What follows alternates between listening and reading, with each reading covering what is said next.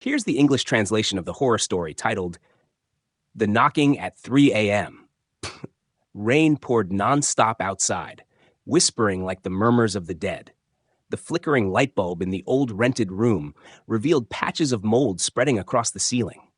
Hung, a final year university student, had just moved in less than a week ago. The room was cheap, spacious, and close to school. But no one wanted to live there.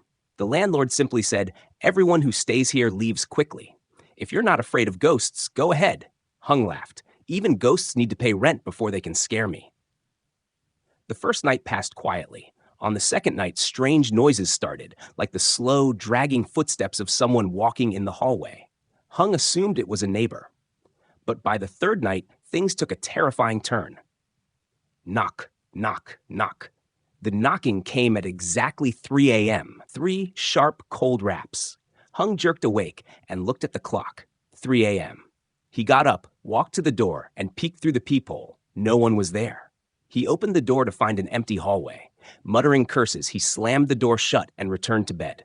But just as he lay down, knock, knock, knock. This time, the knocks were louder, more urgent. Hung jumped up and flung the door open. Still, no one.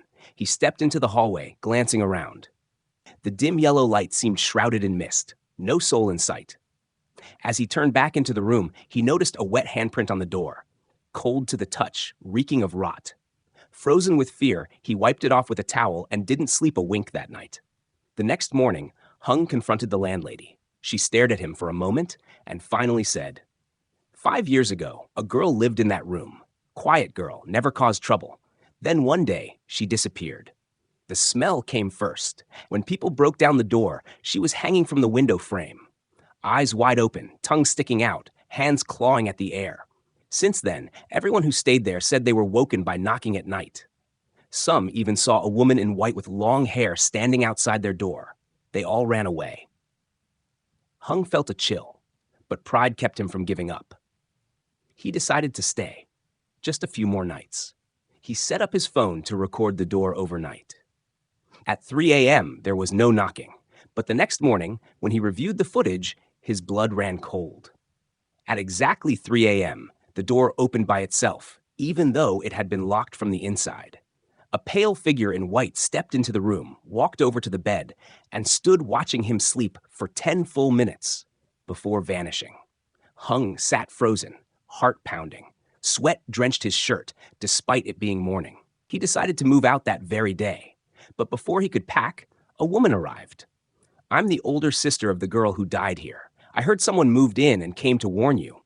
My sister kept saying someone was watching her, but no one believed her. Then she hanged herself." Hung asked hesitantly, "Do you have a picture of her?" The woman pulled a worn photo from her wallet. Hung's face turned pale. It was the same face from the video. Long hair falling to one side, eyes wide and soulless. The final night. Hung double-locked the door, latched every window, and recited Buddhist prayers before bed.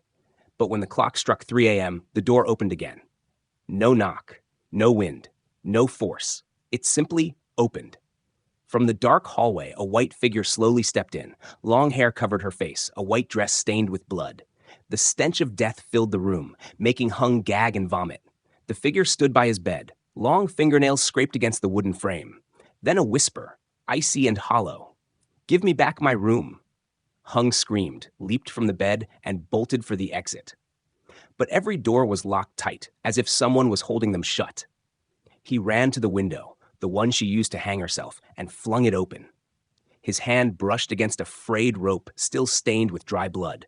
And then a face slowly emerged on the other side of the glass. Her face, eyes bulging, mouth stretched unnaturally wide, as if ready to devour the entire room.